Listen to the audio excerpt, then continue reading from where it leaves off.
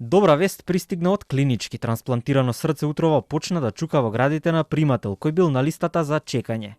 Пациент кој веќе неколку години боледува од тешка кардиоваскуларна болест, дочека нова шанса за подобар и помирен живот. Донор е 44 годишна пациентка, чие семејство несебично и покрај големата загуба се одлучило на хуманост. Веста дека трансплантацијата е извршена успешно ја сподели министерот за здравство Венко Филипче на социјалните мрежи во 7 часот и 53 минути утринава.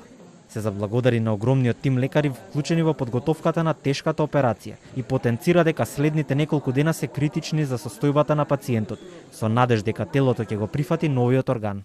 Горд сум на тимот, на ентузијазмот, на нивната професионалност и секако тоа што очигледно расте свеста за важноста од донирање органи. Секоја следна некако полесна. Очигледно е дека и на членовите на семејствата им е јасно што прават со тој еден чин на донирање органи тогаш кога пациентите повеќе не може да се спасат. Благодарение на овој последен сега акт на донирање и согласност, веќе вчера се заврши трансплантацијата на срцето.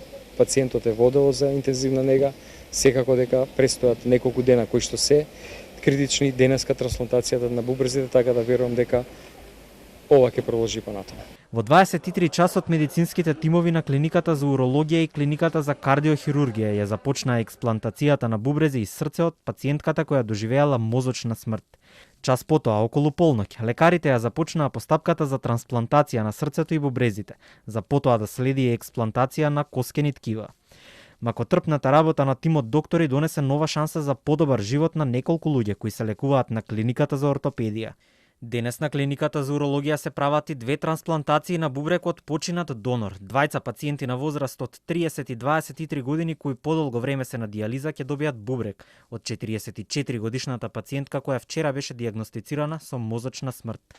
А ваква слика како оваа се случува веќе неколку пати во изминатава година, затоа што беа извршени 4 трансплантации.